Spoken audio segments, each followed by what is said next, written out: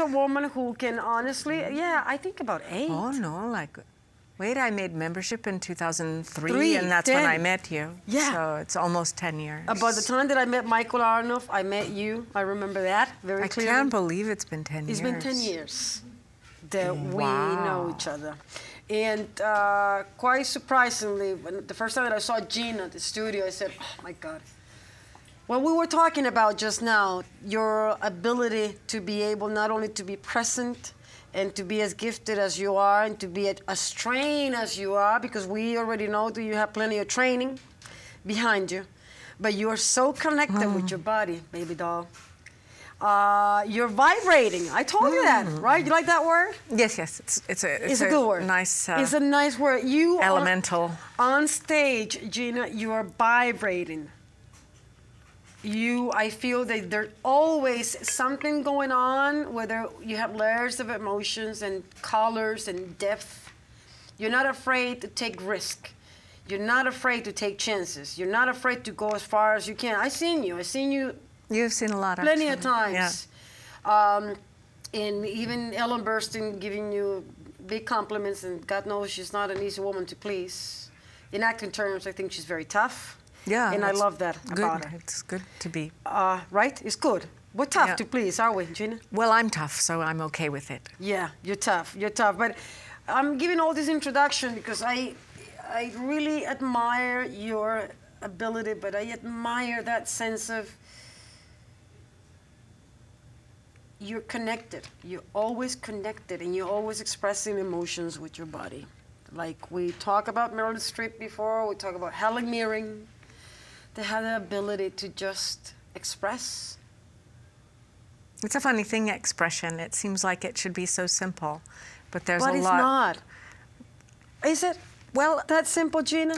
I think human beings easily express, but when you put it into the context of art, then you have another experience, which is not. It's not your usual self. Right. It is kind of being processed through an artifice. It is art, and so it goes into a different place, and it has to be able to flow. And in order for it to be able to flow in front of the world, there are other things that have to happen for the instrument because it's not private. So it's that old adage, and why that exercise is such an interesting one about being private in public. And so that is like just this huge thing that has to be accomplished. And it ain't easy, and it's not. Why acting is acting and not just life off of the stage. Life on the stage is life, but it's on the stage, and the stage is a heightened. It's physically heightened. Right. Or it's not, but it's heightened. Right. Even when it's below the house, below the viewer, you know, even if it's a thrust house, it's still a heightened environment, and you're on a pedestal. Right. There you are, naked on a pedestal for all the world to see. Naked. And really? You have all internally of these. Naked. Well, you know. Judi Dench said that great actors are naked souls. Yeah, it's not a timid soul, and it's not a decorated soul. Right. It's a raw and naked soul that finds its way and is in a situation where its purpose is to reveal and connect and pay homage. I always feel like a lot of what's going on in the art of this expression has to do with paying tribute or paying homage or making dedicatees to other people. It's not me. No, it's not. These are dedications to experiences that people have. Thank you, Danny. Make sure that you shut the door on your way out, and people have to be a little quiet. I can hear people talking, and I just want to hear Gina. This is about her, not anybody else. Not right now, so it kind of bothers me to hear people talking when she talks. Deep understanding of the craft. That's what you seem to have. Why, Gina? Well, I've been doing it since I was little, and my father was a really great artist, and he understood completely what all of the disasters are that happen to one when one chooses to be an artist. That it's not, especially then, you know, he was a jazz musician and it was a very marginalized world until just recently. When your father has been since when? From my whole life, his whole life, he was a jazz musician.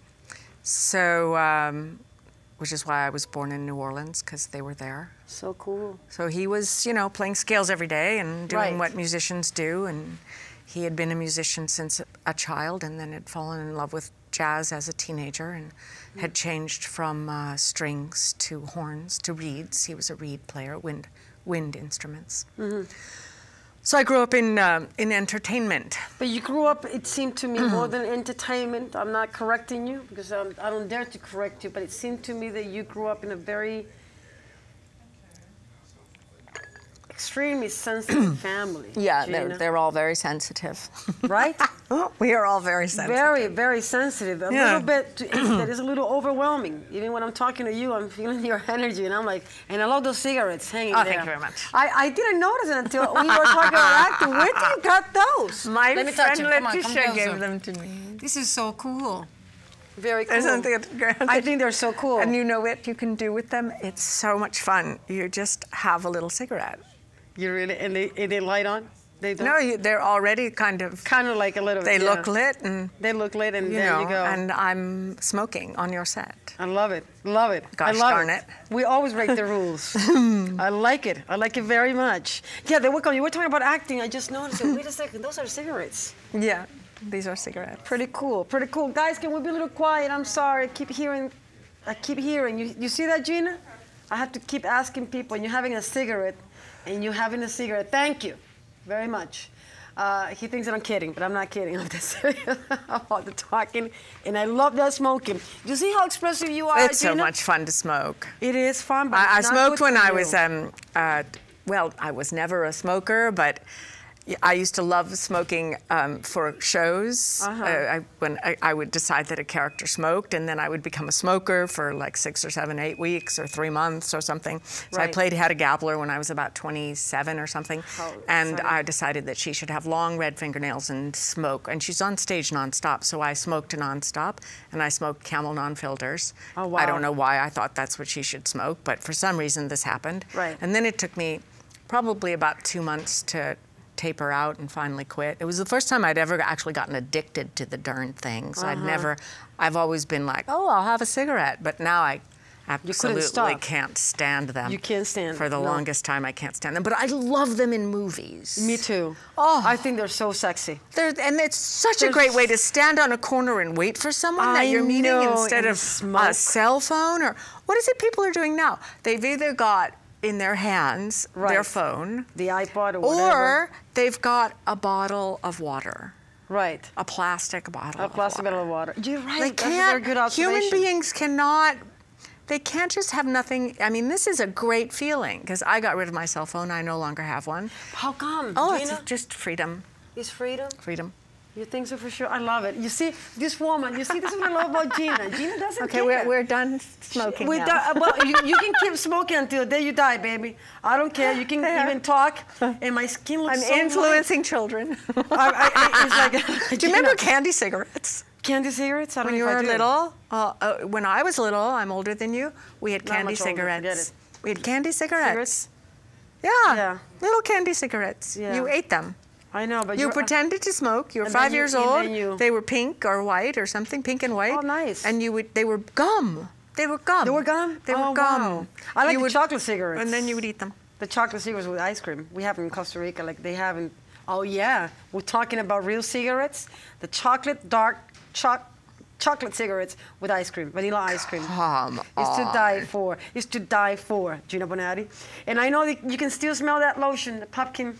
It kind of bothers you. No, it's fine now. Is it gone? And it's actually, my hands are nice and soft. And nice and soft, but we kind of smell really it. I was a shape. little strong. I like great smells. I like good smells. I'm a person that smells Have you everything. ever stuck your nose in a vat of cinnamon? No. It's not a pleasant experience. It's not, it's not, but to have it in my hands, I love good smells. I love Bath and Body Works, and what the hell, we keep talking about Bath and Body Works. I can't help it. I like to smell good. I like to smell good, Gina. But you're good, you're great. The play that I missed, I'm sorry I couldn't make it, in Jersey. A lot of people didn't make it. It was far away. It was Coastal far away, Jersey. Well, but can we talk about that, please? The production, the play. Annapurna by Shar yes. White. Yes. It was, I'm sorry it's over. It's good to be getting some rest and move to the next thing. And I am an active member of the company at New Jersey Rep, so there will be other work for me, I'm happy to say. And I look forward to another project with them. They're amazing. Why they're so amazing, you think? What they're well, so Suzanne Barabas has been in theater her whole life, and she's had a few companies. This one has been in existence for 15 years. Her husband's the primary producer for the company, and she's the artistic director, and from time to time she chooses a project that she wants to direct as well, and this was one of those. So I was really lucky to be directed by her, and she just really knows the craft of stage. She just really knows it, and she was an actress for a long time, and since high school, you know. And so she's had her own company a few times in different parts of the country. Right. This one is completely dedicated to new works. They just won the national, whatever the heck it's called, the same company that gives away the Tonys. Oh, you killed me there. Whatever Charles it's called. Casano would be able to answer that like that. Theater Alliance. Theater Alliance. National Theater. I think it's National Theater Alliance or something. Charles and they're the company. They're the organization that gives out Tonys, and they have this other award for regional companies. And New Jersey Rep got one of those coveted awards, so it's great. It's a nice little badge of appreciation. Sure. That came from them. How was the process? The process was hard. Why? Hours and hours a day, 6 or so hours a day. It was a union job. And weeks of rehearsal, 2-person play, 2 people on stage, nonstop. Right. And it's language, and it's a traverse of emotion between 2 people who were married at one time and have not seen each other in a very long time. What's the name of the actor? Have a lot of history. Peter Gallman was my co-star. Yes, I'm his friend on Facebook. Hi, Peter. Really, really strong. He's a strong man. Actor. He looks very. He's a very strong actor. He reminds me a little bit of this English actor who played Perón in Evita Perón with Madonna. What's his name? Jonathan Pryce. Something about him that reminds me a little bit of Jonathan Pryce when I seen him on the pictures. He seems to be very intense. I never seen him, but based on what I saw, he seems to be so intense and so present. Very intense role, and he was very present, and we had a very good dynamic. It was a good chemistry between you two right from the beginning? I felt so, yeah. I definitely right did. away. And when we worked together very well, and the stage got more and more intense as the weeks developed. Then we had that hurricane and had to close down for 2 weeks. Right. And opened back up to packed houses and a very appreciative audience. What did they say to you? The feedback. I want to hear about what they say. Bravi.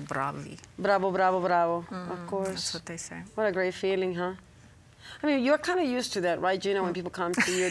How do you take it? Let's cut the bullshit. How do you take when people come to you and they tell you, you were so good, How does it feel? Do you ever get used to great feedback? Do you ever get used to people telling you how special you are on stage? You think the actor, to a certain degree, because it's such a difficult road, there's so much work involved. Do you think actors, we kind of take for granted the audience to a certain degree to protect ourselves? Because it's tough to be on stage, as we know, it's tough. The stage is very demanding. Is a very cruel place to be. Well, I don't find it cruel. I do find it demanding.